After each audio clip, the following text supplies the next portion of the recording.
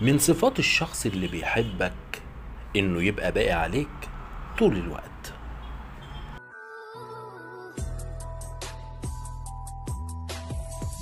هتلاقيه حريص جدا على زعلك، وقبل ما يزعل منك في أي موقف هتلاقيه بيعاتبك وبيخلق لك أعذار كتير جدا ويصدقها لأنه مش عايز يخسرك.